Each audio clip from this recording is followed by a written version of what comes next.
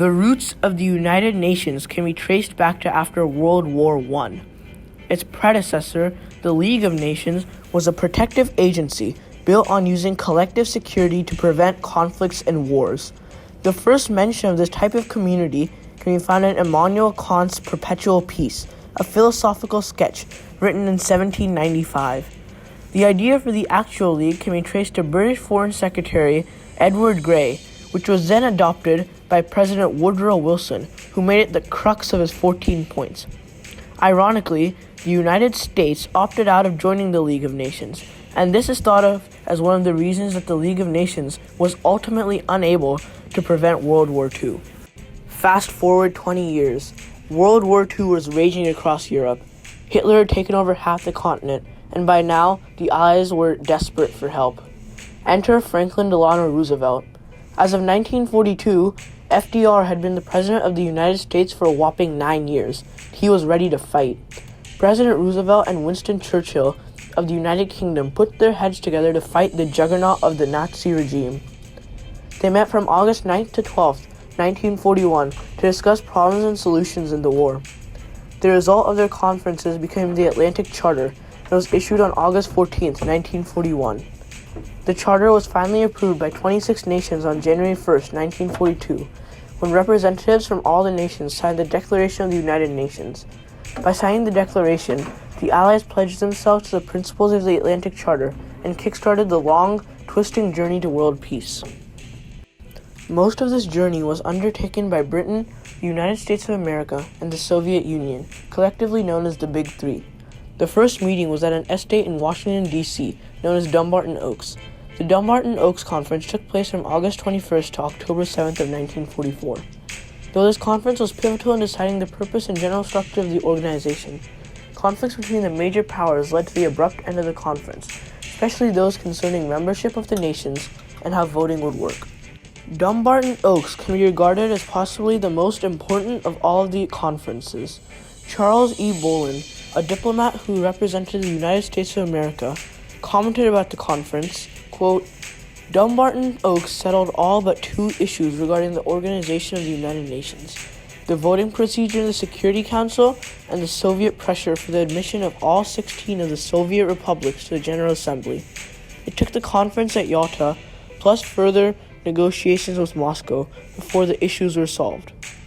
Right off the bat, it was evident that the world was serious about this meeting. Military protection at the estate was increased significantly. Even the most minute details were scrutinized. A signed picture of a Polish pianist was removed from one of the rooms because the Americans did not wish to trigger the Soviets. The precautions taken enabled the delegates to work efficiently and set the foundation for more conferences to come. The next meeting between the delegates was known as the Yalta Conference or the Crimean Conference. Delegations from the USSR, USA, and UK came to the meeting held from February 4th to February 11th of 1945. Yet again, keeping the peace between countries that at the time were still suspicious of each other was the forefront of the conversations. Most of the work done at Yalta was towards the rebuilding of Europe, but unlike his European counterparts, FDR was aiming to convince Stalin to aid the states in their ongoing war against Japan and continue their efforts to create the United Nations. FDR was successful as he got Stalin to commit to joining the new world government.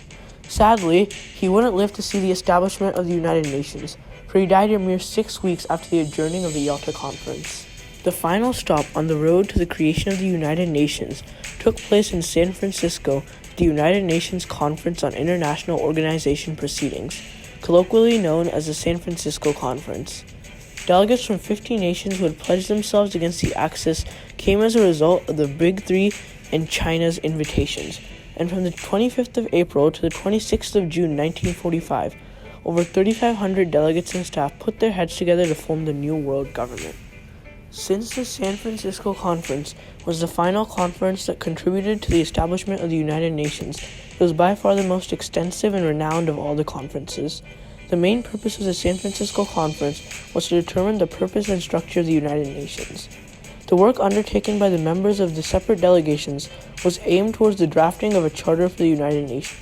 This work was then divided across 4 general committees, which were then helped by at least 2 to 3 technical committees. Somewhat unsurprisingly, the conference was not without its scruples. One of the most controversial topics at the conference was the Security Council and its rights. This is understandable, however, owing to the immense power and prestige associated with the council.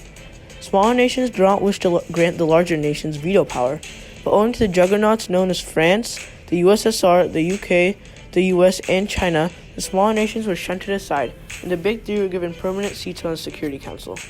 Small nations also want to increase the General Assembly's powers and give it the power to interpret the Charter, but yet again they were shunned by the Big Five. The San Francisco Conference was also considered one of the most important conferences and votes in history. Lord Halifax, British delegate to the San Francisco Conference, said, "The issue upon which we are about to vote is as important as we shall ever vote in our lifetime." The vote was so important that instead of the conventional hand-raised vote, the delegates stood up to convey their assent. On June 26th, all the nations present signed the Charter of the United Nations. However, their work was not complete. Many nations had to approve the Charter, and finally, on October 24th, 1925, the United Nations was born. Throughout its colorful history, the United Nations has resolved problem after problem, and even though we see many successes, a lot more of the work takes place behind the scenes.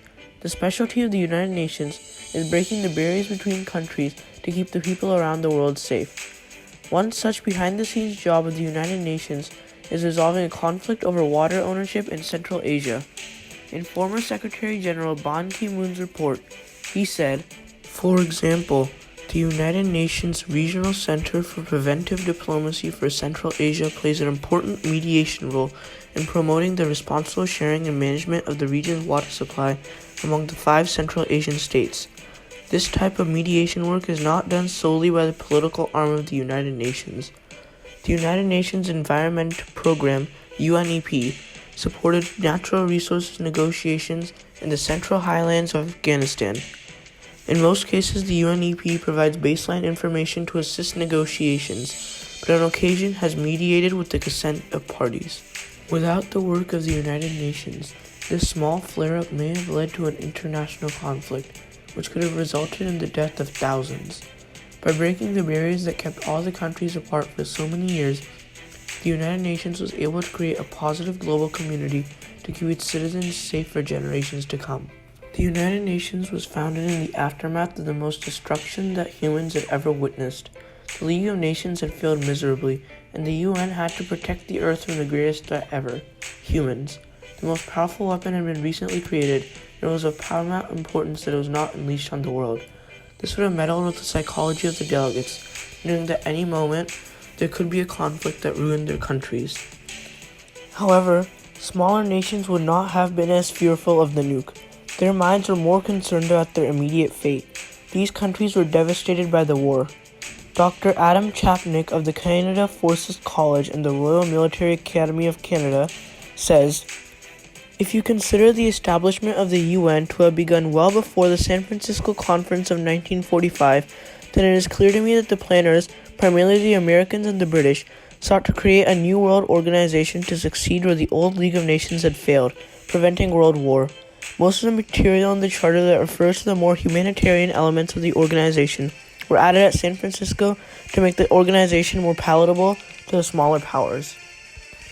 The smaller nations were made to suffer for the wants of larger powers, and thus humanitarian aspects were added to placate the small countries. Nowadays, the UN is seen for its humanitarian works, but in reality, it holds up the strings of our world, and should be recognized not for what has happened because of it, but for what hasn't. The UN is the paragon of breaking barriers. It brought together people of different ideologies at a time where the air was electric with mistrust, and as a result has saved the lives of millions, not only as a result of its humanitarian actions, but of its ability to make sure conflict doesn't break its barriers."